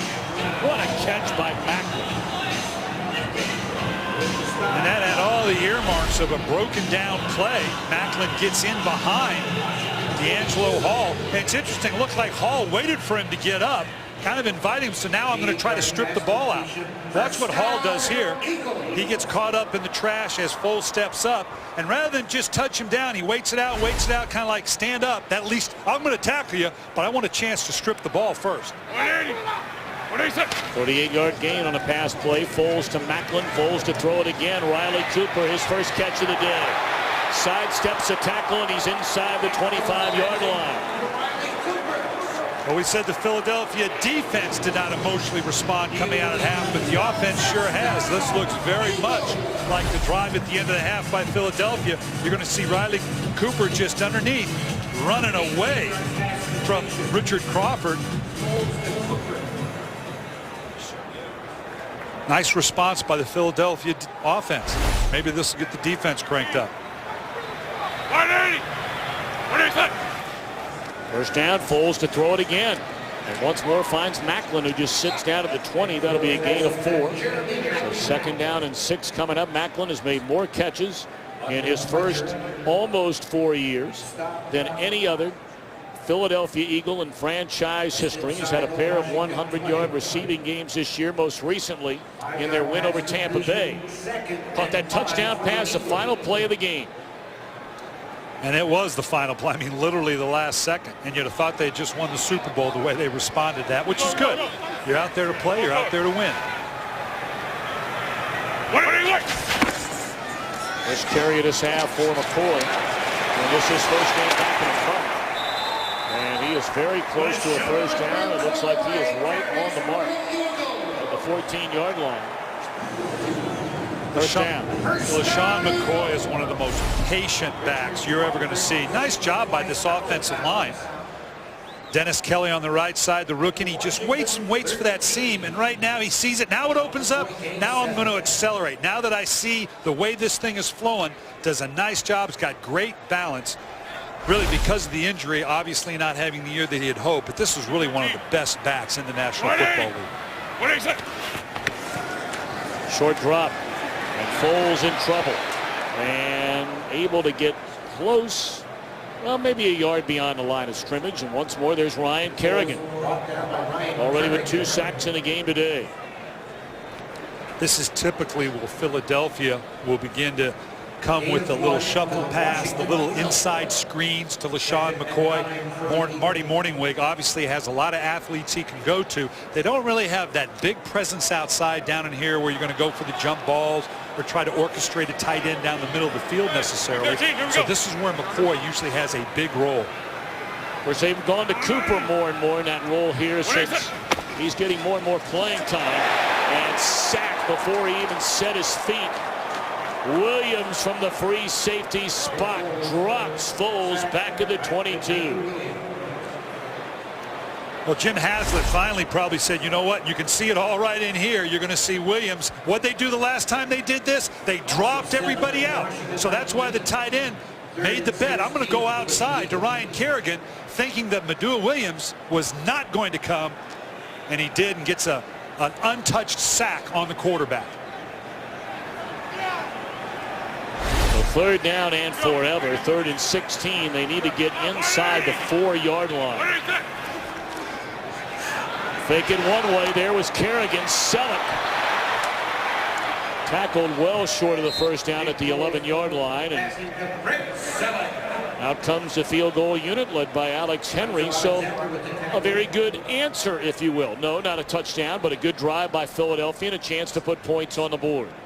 Well, Tom, we've been doing this a while, and you know I always talk about the emotional response of a team. We saw the defense not respond very well. I'm talking about the Eagles defense. The offense comes out, has a nice drive, showed a lot of enthusiasm there. We've got to see now if that defense can match that enthusiasm to keep them in the game. 30-yard field goal try is good by Henry. Leading down to 7.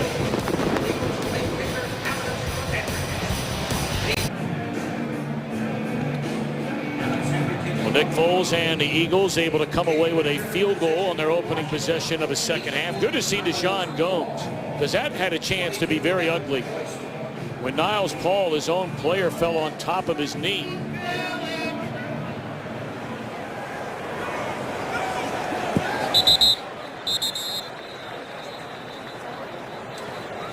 Once more, we invite you to call Star NFL to download NFL Mobile for only $5 all month.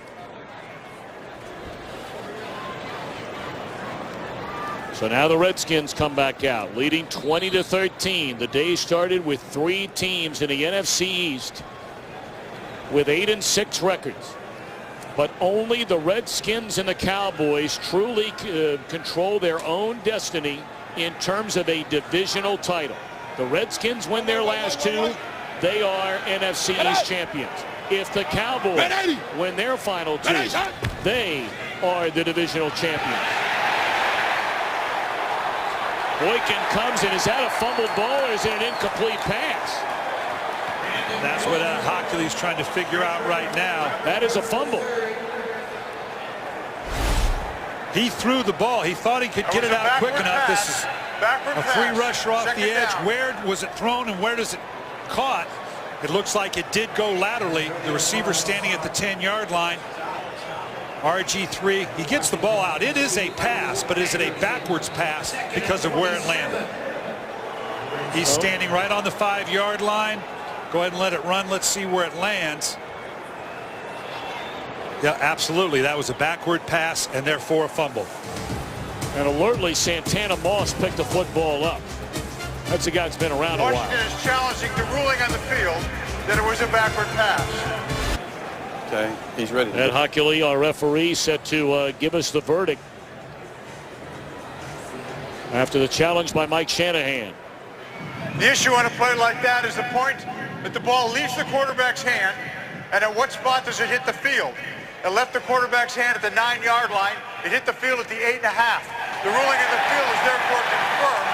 Washington is charged with their second timeout. Well, Mike Pereira back in Los Angeles. Mike, is that the way you saw it? Same way? You know, it's an interesting play because I got to tell you, the rule states that if the hand is starting forward, but the ball, then contact causes the ball to be released to go backwards, it's still a forward pass. So I thought Ed might have looked at that, but he ended up staying with the ball, which is probably the right call.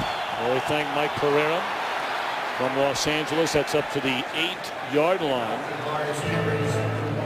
So bring up 3rd down for the Redskins. Eagles down 7.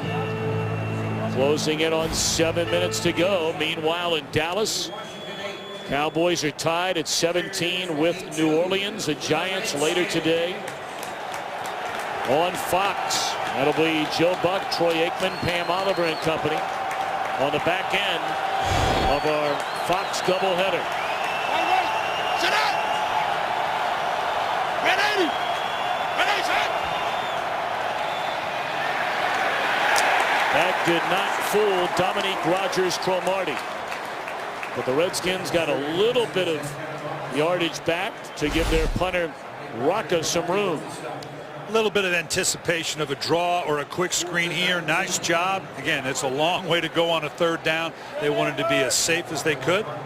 Dominic Rodgers-Cromartie, they're going to let this guy dive right into it. He's trying to get a strip right there. You can see he's trying to get the ball out. Getting a little greedy there.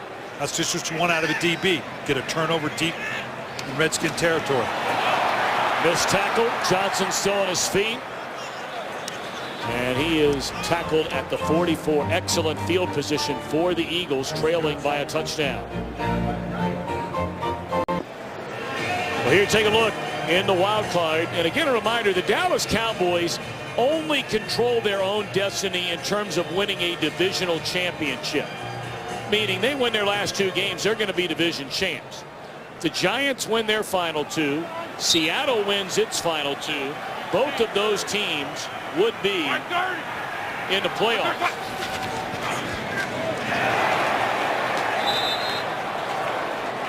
Jarvis Jenkins wraps up McCoy on first down. That will be a loss of almost 5, call it 6. Right here on the inside, what do we say that Philadelphia likes to do? Inside traps, inside shuffle passes, draws. So obviously your presence in the middle. Nice job by Jenkins there, stuffing the inside running game of the Philadelphia Eagles. 180. 180. Dallas Reynolds has been at center since the injury to Jason Kelsey. Well, Foles forced that one in there, but got the completed pass to Avant. Nope, they're saying incomplete. And he's throwing the ball the only place you really can. He was bracketed on both sides. Yeah, it's low, and that would have been a great catch, but it's where he had to throw it to try to get a reception. The ball clearly goes onto the ground there. You can't use the ground to control it. If you have control of the ground simultaneously with your hands in the ground, that's a catch, but you can't use the ground to control the ball.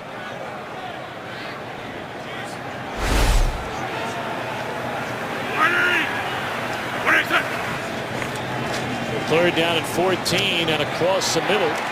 Catch is made once more by Avant. Well, we saw Andy Reid early in the game twice go on fourth down, and it's not even debatable. He's going once more. Sure. In for a penny, in for a pound, right? You start the game that way.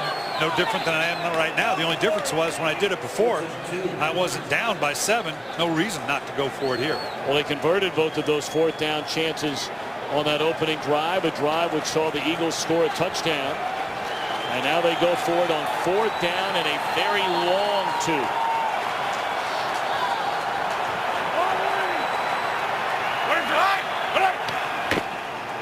Foles looking for Selleck, and he is sacked back in midfield. And if that's Kerrigan, that's the third one he has. Lorenzo Alexander was there, but it looked like Kerrigan was the one who tripped him up around the ankle. That would be his 3rd sack of the day. He really tripped over his own man, but they're probably going to give Kerrigan credit for the sack. Dennis Kelly getting caught one-on-one. We've talked about with King Dunlap and the rookie Dennis Kelly. 5th-round draft choice by Philadelphia, going one-on-one with Kerrigan and Rob Jackson, that you need a little help, particularly in critical situations. I'd say a 4th and 2 is pretty critical. Well, now the Redskins have a chance to make it very, very tough. Now, granted, we're still talking about 4 minutes and a third, but you punch it in here, you could be on your way. Fox Sports is proud to partner with the Children's Organ Transplant Association during our NFL on Fox coverage. CODA is giving hope and making miracles for families whose children are facing transplants. If you'd love to change a child's life, and what's more important than that, please visit coda.org/Fox Sports. You know what we haven't seen, Tom, is a shot down the field by the Redskins. in this half might be a place to actually take that shot down the field. A couple good plays, but most of those have been underneath throws. We're going to stay conservative. And it's really not all that conservative when you're putting the ball in the hands of Alfred Morris. He has just had a spectacular rookie year, and were it not for his own teammate and some of the other rookie quarterbacks in the league, this guy would get heavy consideration for the Rookie of the Year. And I mentioned earlier, obviously he's physical, he secures the ball, he gets positive yards, but I mentioned earlier, you saw there, he can make people miss. He's 4th in the league in doing that, and for a big man, that's a huge asset. Look at the yards combined by Morris and Robert Griffin III. Almost 2,500 yards of offense, and a few more here. That's a gain of 8. And let's check in back in Los Angeles for an update. Well, Atlanta has wrapped up the #1 seed in the NFC, but people forget Green Bay still has a shot at #2 spot. Greg Jennings with a little 1-yard reception from Aaron Rodgers, part of a 34-0 shellacking they're putting on Tennessee right now, and there's still nearly 6 minutes to go in the third quarter, Tom and Brian. Green Bay's beginning to look like that proverbial team that's playing its way into the playoffs, like we saw the Giants last year, like we saw Green Bay a couple years ago. That looks to be a dangerous football team. Evan Royster on the pitch, and he gets enough for a first down to the 23. You know, everybody's so focused right now, Brian, on the NFC, the AFC, who's going to get in. And it's easy to forget about, you know, that home field advantage thing, because maybe that hasn't been quite as important, at least the last year or two, with what Green Bay did, the Giants did last year. But you know, for the 49ers, there's going to be a lot of pressure to hang on to that #2 seed. Because let's face it, you said it last night, everybody wants to play at home, regardless of what's happened the last 2 years. Yeah, no coach in his right mind would say, oh, no, I don't want to have that bye. I want to continue to play through the wild card. Well, if I have to, I will. But I'd rather not do it if I had my druthers. Batted down at the line of scrimmage. Trent Cole did not know Griffin, or at least it appeared he didn't know. I don't know how he would know. He knocked down the ball. Chasing records, Adrian Peterson in pursuit of Eric Dickerson's single-season rushing record. I did a cut. Yo, Adrian, I want to hear from you. Yo, Adrian. You ought to say that to Adrian. That guy's impressive. He's doing it. Every time he gets the ball, looks like a team picture of whatever defense he's playing, because there's 9, 10 guys on the line of scrimmage.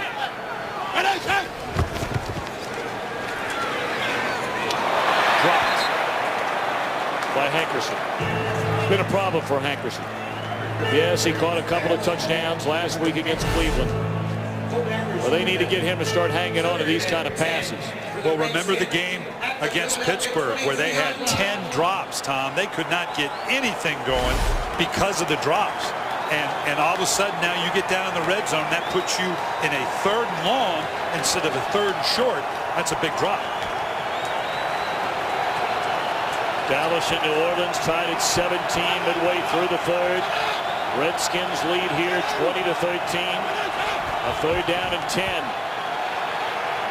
Look into the end zone, and spectacular. It is a touchdown into the corner to Santana Moss. Spectacular throw. Oh, on timing. This thing drops right into the bucket. That would have been perfect in a video game. Drags both feet, total control through the process. That is a brilliant throw and catch. Boy, look at the left foot dragging the toe along the ground. Santana Moss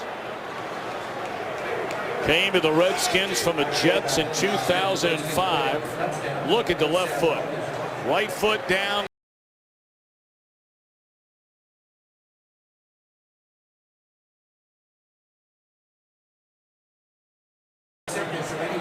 A 27-13 lead, and there's some pushing and shoving going on after that point after. Well, remember, these are division rivals, regardless of the circumstance of one versus the other. Remember the last game we had with this crew, and we started our conversation with RG3. He went 14 of 15 in that game. And what did I ask him? I said, well, what happened on that 15? Right. And you know what? He started to answer it. I mean, I was just joking. Well, here's what we... Hey, man, I'm kidding. 14 and 15 is pretty good for 4 touchdowns. And this is... I want you to watch the patience of him, of RG3. He knows where he wants to go with the ball. He knows he can't go too early. And it's just a matter of pitching and catching, letting it drop in a barrel. We used to literally put big trash can barrels in the corners of the end zone because it needs a certain loft. You tend to throw those too flat. And, you know, you put it out there and say, okay, you get 20 bucks if you drop it. You guys can have fun doing that. Oh, sure, because it has to come in at a certain angle. That was the perfect angle. Too flat, it would have been out in front of the receiver, Santana Moss, and had no chance. You don't know how difficult a throw that was that he just made. So who was the best quarterback when it came time to at least throw it in the garbage can? My problem was my quarterback coach was better than my quarterbacks. And that's why I'm sitting here in a booth with you instead of standing on a sideline, which I love doing, by the way. Yeah, well, that's a nice catch. It's called a kick, save, and a butte.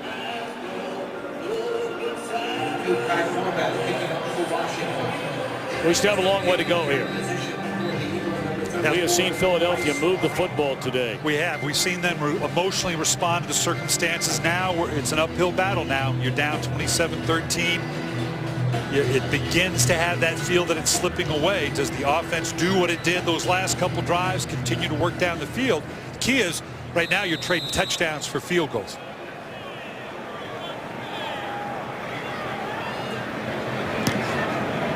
Horvath puts a foot on it. Very short kick. Takes a bounce, fielded by Brown at the 7.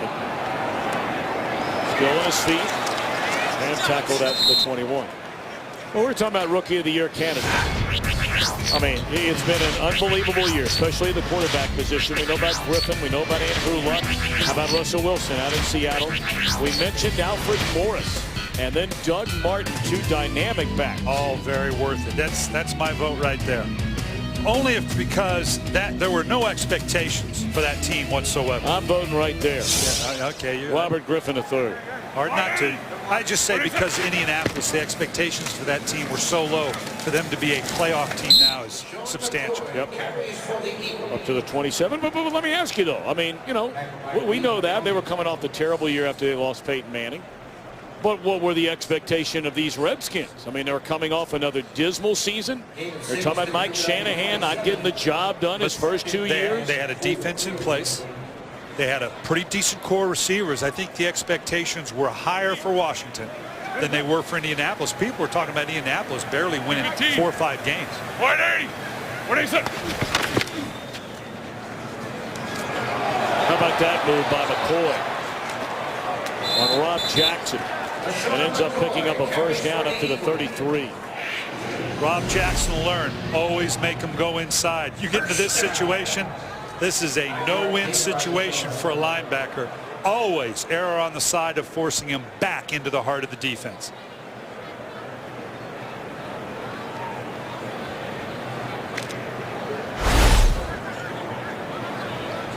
McCoy, his first game in over a month.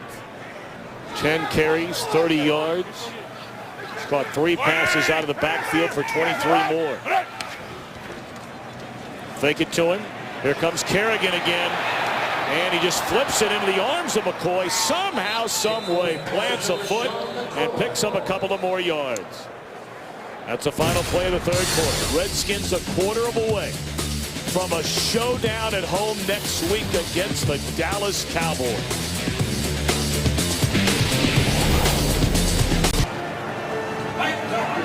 27-13. Redskins in front. We're set to begin the 4th quarter here in Philadelphia.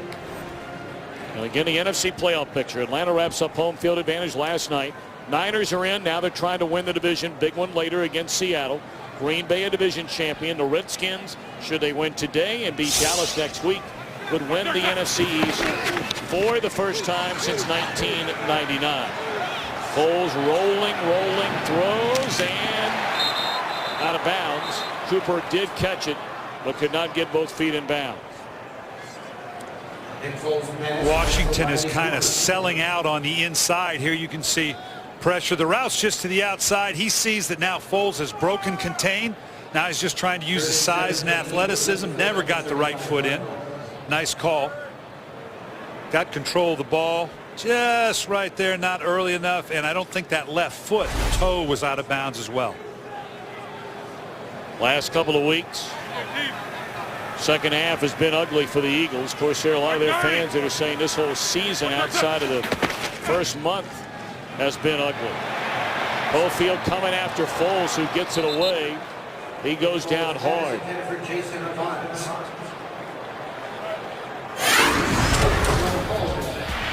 Redskins defense has been about sacks and takeaways. They had a strip, tip ball for an interception, and they have been on the hunt. The Foles, Kerrigan has 3 sacks in the game. Washington has 5 of them. Philadelphia quarterbacks have been sacked 47 times so far this year. Crawford from the 15. Good return by Crawford. Still on his feet. And a flag comes in very late. Hey, Crawford just got a chance to start returning punts 2 weeks ago against Baltimore. Brought one back in that game for 64 yards. In fact, he has supplanted Banks as their punt returner permanently. During the return, holding by the receiving team, number 32. 10-yard penalty from the spot of the foul. Washington keeps the ball, first down. Second time a good return has been washed away. A kick return early, now a punt return. Hi, Brian. Did you have a cheesesteak while you were here in Philly? We're going to have to start having a traveling cardiologist with us when we go on the road now. Well, man, I couldn't resist. Yesterday had a good one. First down. Alfred Morris, a gain of 3. January the 4th, the AT&T Cotton Bowl Classic from Dallas, Texas. Johnny Heisman, you call him Johnny Football. Johnny Manziel, a 9th-ranked Texas A&M against the 11th-ranked Oklahoma Sooners. Gus Johnson and Charles Davis will be on the call now. Good Southwest Conference battle there. The quarterback for Oklahoma, Landry Jones, he's one some people are going to be talking about. Does he get pulled up into that first round? Everybody's so desperate for quarterbacks now. I know you think highly of him. Griffin dumps it off to his tight end Logan Paulson, and he is short of a first down. Your thoughts today, Brian, on the play of Robert Griffin III? We saw very early on he is nowhere near 100% running the ball.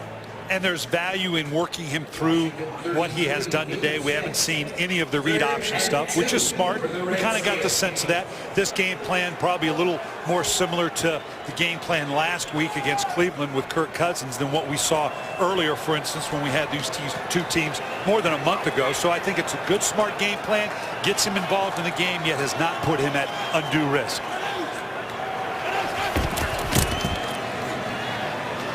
How about that? You hear some of the Redskins fans that are here. Chris Cooley. They brought back on board the Redskins' all-time leader in receptions by a tight end. 428 of them. That is his first catch this year since they brought him back. And how great is it that he gets to come back having been with the Redskins all those years and gets to be a part of this playoff run. I think that's great. Boy, he was one mighty good player for a long, long time. Out of Utah State. Utah State Aggie. I was there for 3 years. I'm an Aggie. Cache Valley. You said that's a beautiful town. Oh, it's God's country. Absolutely gorgeous. Morris, maybe a gain of 1. Let's check in along the sideline. Laura? Tom, Philly's defense trying to stop this Washington offense right now without one of their brightest stars this whole season. Fletcher Cox not on the field. He's in the locker room being evaluated for a head injury. I'll update you with anything that I get coming up. All right, Laura, thank you very much.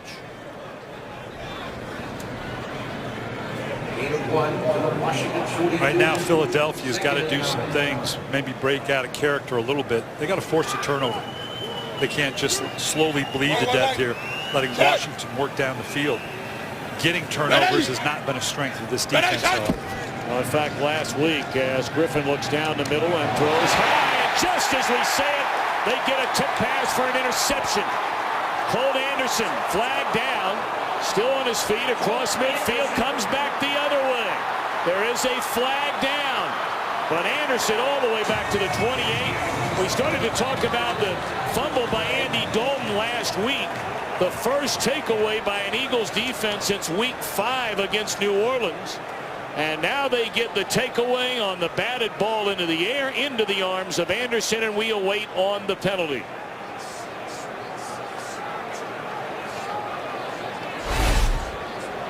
Well, it's just a tip ball. I mean, they have a chance for a play down the field. Colt Anderson playing center field, basically. Fielding a punt, a little like the London Fletcher interception.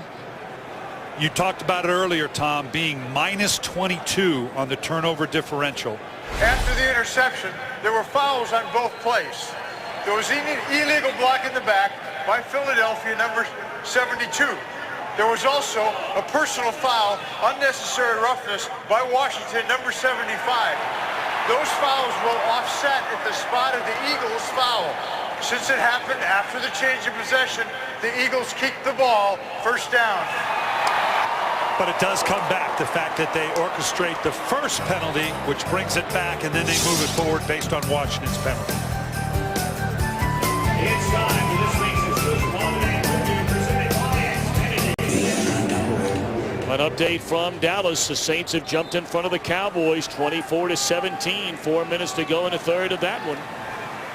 What is it? A turnover forced by the Philadelphia defense, and now Foles throws into triple coverage with an eye on Avant. Incomplete.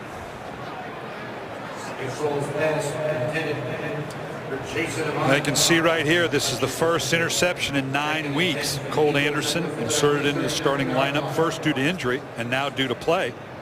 RG3, we talk about Philadelphia not getting turnovers, where RG3's been unbelievable for a rookie quarterback. And for a team with a rookie quarterback to only have 13, now 14 turnovers in that regard, that's pretty spectacular.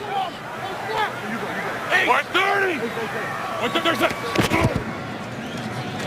Bryce Brown left up at the line of scrimmage by Kerrigan. We check in back in Los Angeles for a game break. Well, you showed the Dallas score. Here is how it happened. Cowboys, DeMarco Murray fumbles the ball deep in his own territory. Saints recover at the 5-yard line.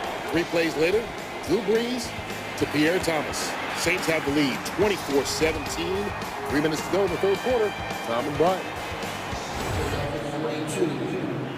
With so many important games down to 15 minutes of the final quarter. Of course, it could come down to next weekend for so many teams. But right now, for teams like Dallas, Minnesota, these Redskins, Cincinnati, among others, as that is good enough for a first down by Damaris Johnson to the Washington 48-yard line. D'Angelo Hall, I tell you what, has been bearing down on Nick Foles the last couple plays. Jim Haslett bringing him almost every snap. That was a heck of a throw by Foles under pressure.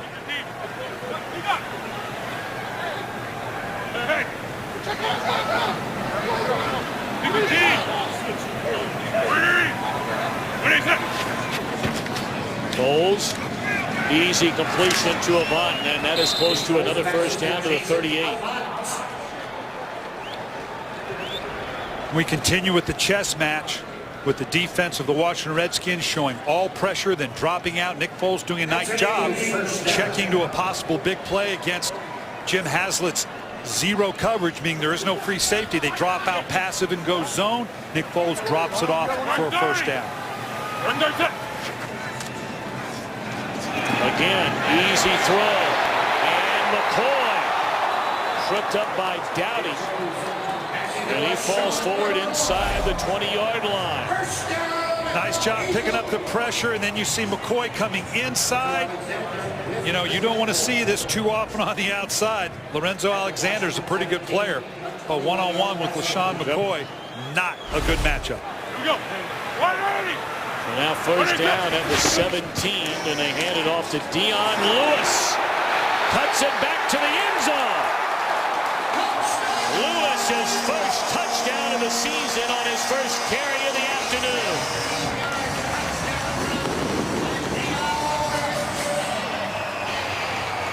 "17 yards, a season best.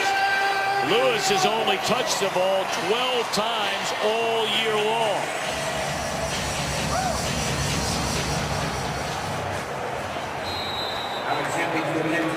So they take advantage of the interception and score on the carry by Dion Lewis. And a point after is good. Well, this one not quite wrapped up yet. A 7-point game, under 9 minutes to go. Beautiful stroll through Philadelphia.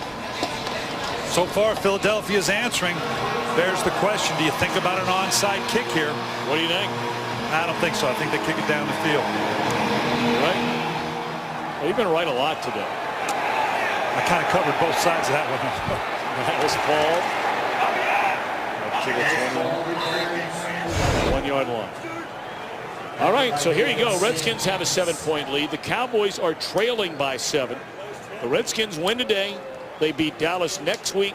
They are division champs. There are other ways the Redskins can get into the playoffs, but we would be here until the playoffs have been decided, trying to explain every scenario under which Washington, Dallas, and/or the Giants could get into the playoffs. And like Tom Landry said when this all first started, if we're in, somebody will come tell us. An important drive for the Redskins. And first down, a big gain from Morris. Still on his feet. And rumbles up to the 34-yard line. The biggest story of the day has to be that Minnesota is winning in the fourth quarter with 5 minutes to go in Houston. Because of all the teams at 8-6, Chicago is in Arizona. Take Seattle out of the mix for a minute because they're one game better than everybody else. Dallas is at home against a losing team in New Orleans. Giants got a big one on the road in Baltimore, but not a great Ravens team. But nobody gave Minnesota a chance today in Houston. That Houston team, it seems like every time they play somebody in a big game or an important game, they have not shown up. Morris carries up to the 37-yard line. I got to show. I'm in love with Alfred Morris, just the way he approaches the game. And let's look at what we were talking about earlier.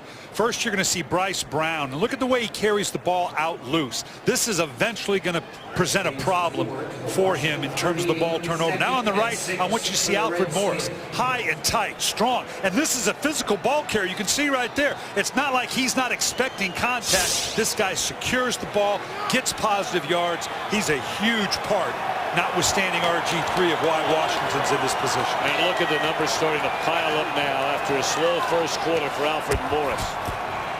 Safe throw and a catch by Morgan. And he's up to the 49-yard line. That's a first down. We talk about being impressed with the way Philadelphia has responded emotionally under tough circumstances. Well, I tell you what, RG3 and this Washington Redskin offense has responded every time they've faltered a little bit, and we've seen Philadelphia move the ball down the field a couple times, got a break on the turnover. The Washington Redskin offense has stepped up and responded to the adversity. Lewis, after the touchdown, brought him within 7, hoping for a defensive stop. The Redskins a couple of first downs, and now back to Morris. And that's a gain of 2. And last catch by Joshua Morgan. To give you an idea about the balance, we know about their running game, but in their receiving game, they've had injuries to some of their wide receivers, and now 4 players. Garcon, Moss, Hankerson, Morgan, all over 500 yards. Had Fred Davis stayed healthy, their great tight end, he would have been far beyond 500. And when Pierre Garcon and Josh Morgan were signed, it was kind of the under-the-radar signing. Vincent Jackson down in Tampa Bay, that was the big one. The combination of these two guys, I thought, was a major signing by the Washington Redskins. Well, they pitch it back to Morris. He is such a workhorse. 6 100-yard games, closing in on the 7th. I tell you what, he's going to go into the final weekend of his season with a legitimate chance. Forget the rookie record. He came into this game 195 yards short of the all-time Redskins single-season rushing record held by Clinton Portis. Let's talk about the offensive line. The offensive line is a big part of that, and except now for Maurice Hurt being in for Tyler Columbus, this group up to this point had been together the entire season. That's a big part of it. It's a big part of why they've been successful in the running game.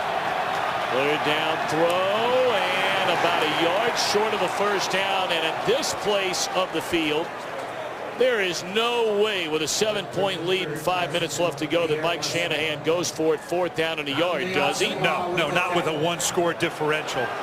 You got to push this thing, punt this down inside the 10, hopefully. I mean, you're going to be within a foot, it looks like. The chains are on the opposite side of the field, so that marker that we see there is not the official marker. So right there it looks short, but we're not. This is now we're going to see the official mark. So this could be closer than we think.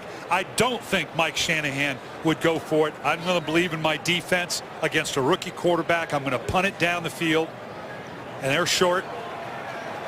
They're seeing standing air. He's going to punt it. Oh, look at that. I think he's sending Robert Griffin to the third back on the field. I thought he said they're going to punt it. Well, now this is where to draw him offside. That could be true, and that could be very true, particularly with a healthy RG3. Maybe given some of the options. Right now, Philadelphia has been very good about taking away the edges. They have not yet run the read option with RG3. So typically in this situation, that would be a super. Andy Reid saying right there, listen, look, do not get drawn off sides. They said watch the ball, watch the ball. And with that in mind, I mean, you know, I think that he thinks that she thinks that he thinks where they snap it. Maybe on their heels a little bit. Hey, watch the safety. 180. 180, sit down.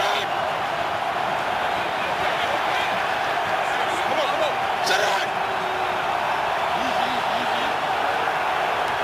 Sit down. Nice job by both sides. Yep. Because typically it's not just trying to draw them off. How many times have we seen Tom Brady-esque that you set it up, okay, we're going to act like we're trying to draw you off, relax, and then come back and snap it again. So great discipline on the part of the Philadelphia Eagles not getting drawn into it. I'll tell you one thing, I mean, just for what it's worth, here you have a rookie quarterback. What does this tell you? That is the first delay of game penalty against the Washington Redskins this entire year. That's incredible. It really is. With all the games you and I see, we're looking at each other going, how in the world can't they get a playoff? All the telltale signs of a rookie quarterback, those types of procedure penalties, interceptions, and you just don't get it with this kid. Rocca punts to the 15, fair catch by Johnson. So now Foles will be the rookie quarterback that has a chance to do a game-tying touchdown drive. So much speculation. This will be the final home game after 14 years as head coach of the Philadelphia Eagles for Andy Reid. The owner, Jeffrey Lurie, has not made any comment. With all speculation, the 8-game losing streak on the first down, it is Johnson. And that'll be a gain of about 3, maybe 4. Andy Reid hired as head coach 5,096 days ago. Hired in 1999. And after one losing season, the Eagles won 11 or more games each of the next 5 years. Got the NFC title game 4 times, one trip to the Super Bowl.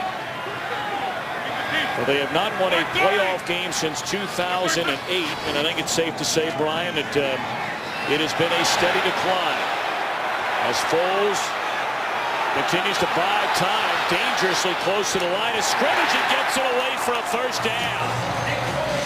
That's Jeremy Maclin up to the 35-yard line. And that's a Nick Foles, who's not supposed to be very athletic, outside the pocket, going to his left. Again, throwing out of position, so to speak.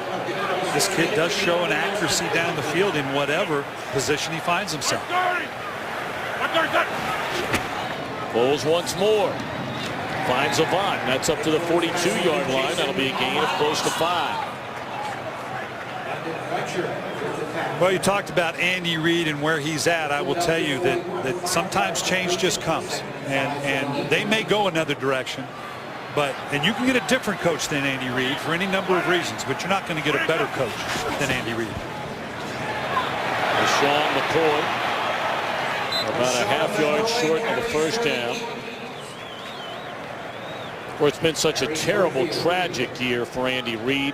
His son Garrett, who faced all the addiction trouble and lost that battle with his death during training camp. Words cannot begin to describe losing your job. He is not even on the radar compared to something like that in your life. But like, he has meant a great deal to this Eagles franchise. We're back in a moment. 140 wins, including the playoffs. 9 of his 13 years, the Eagles have gone to the playoffs.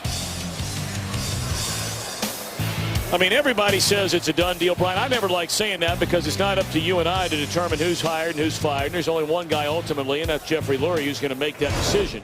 But certainly that speculation is everywhere and has been for quite some time. Well, you've got to understand, and Jeffrey Lurie, like every owner, an organization is a living, breathing entity.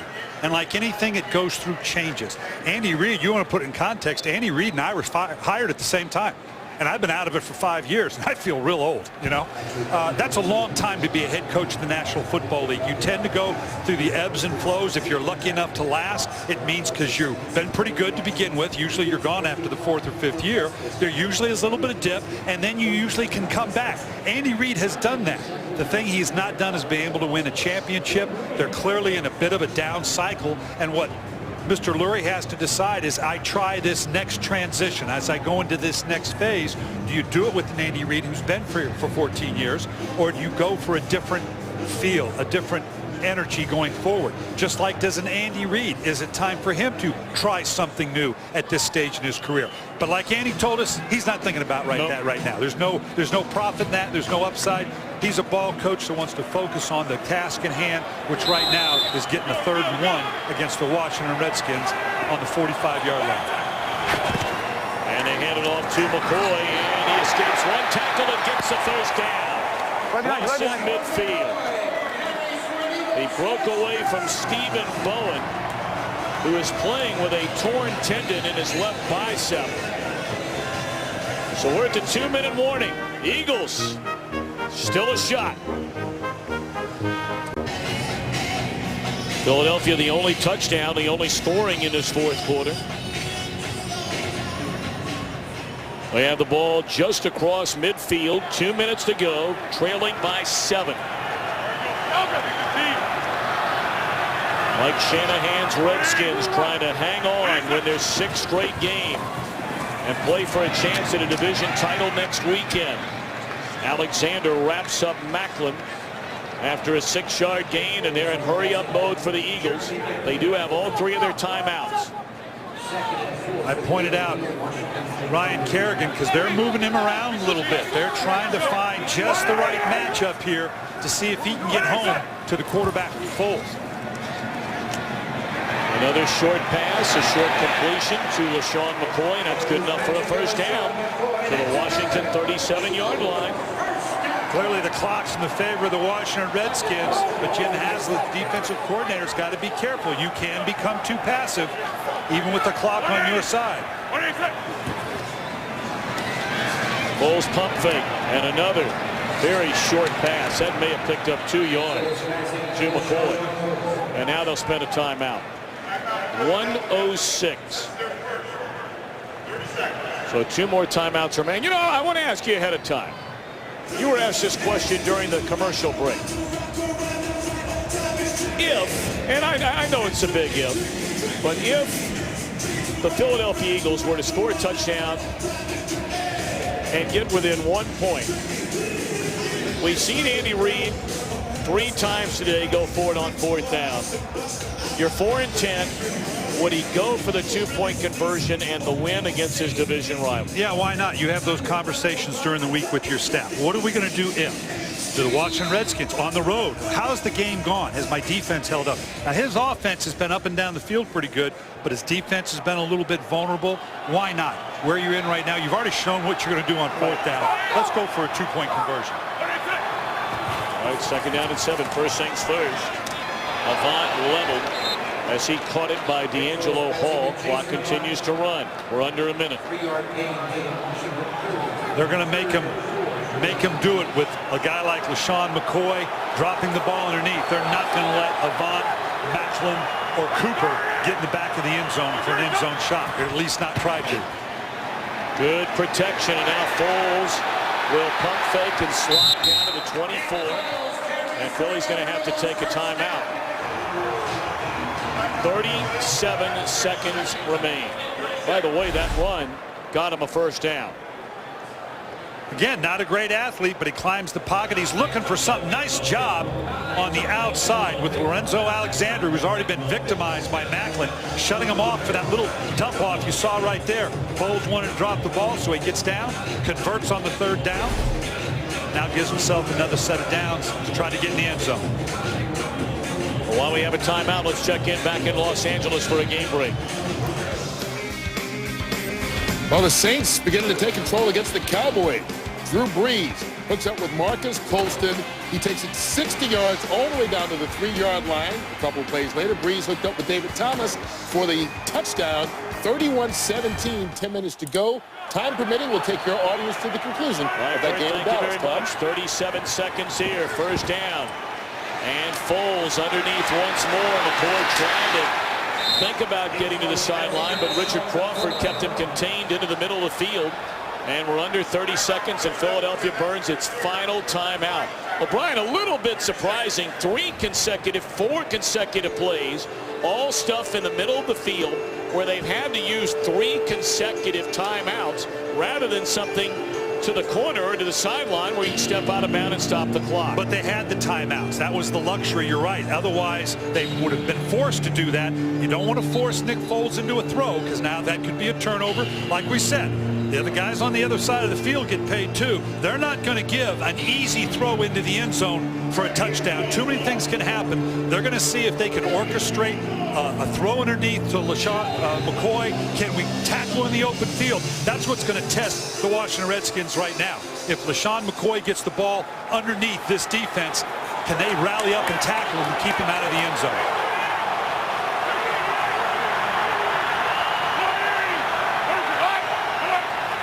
Eagles need a touchdown and a point after to tie the game to the end zone, and it's overthrown. 23 seconds left. Hey, they sold out there. They went total protection, thinking it might be one of those zero blitzes we're talking about. A zero blitz being no safety in the middle of the field. And again, Washington crossed them up, brought a 4-man rush, and dropped into the secondary. Marty Warningwig, you know, you look at your preparation, you're trying to guess right here. Now we've got a 3rd and short. This is a dangerous territory for a defense. You want to stop the 3rd down, but you don't want to leave yourself vulnerable to the shot to the end zone.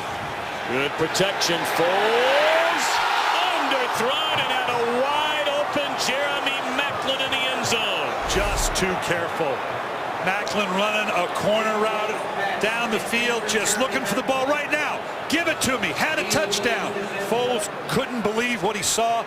Couldn't get the ball up and down quick enough. Boy, the safety needed to be all over this. You can't worry about what's going inside when you've got nothing threat. This is a 4th down play. 4th and 2. 4th and 2. They're 2 of 3 on 4th down today. They need this one, and that's the play that's been there for them. First down inside the 10. McCoy to the 5 and run out of bounds. Clock stops with 11 seconds left. Now here's the dilemma. You just talked about it, Tom. They used the 3 timeouts with the earlier play calls. You've got 11 seconds. You don't have a lot of latitude. You could hand it off or drop it off underneath and then have time because of the first down to kill it. So you do have time. A little tight. You're going to have to hurry. It doesn't have to be straight shots to the end zone, but it's going to take a high degree of efficiency if you don't take that end zone shot. Deion Lewis in the backfield. Quick strike, and it is an incomplete pass. Oh, my goodness. That's Evan Moore we talked about. They just brought him in this week after the injury, the season injuries to Harbor and Havili. 5-year veteran out of Stanford. Been with a lot of teams. They had the matchup. Gosh, you got to catch that. Now they're in a different situation. They don't have time to whoever gets the ball in their hands has got to score with it if it's not an end zone shot. 8 seconds left. Foles looking. This will be the final play. And he cannot get it away. And there is 1 second left on the clock.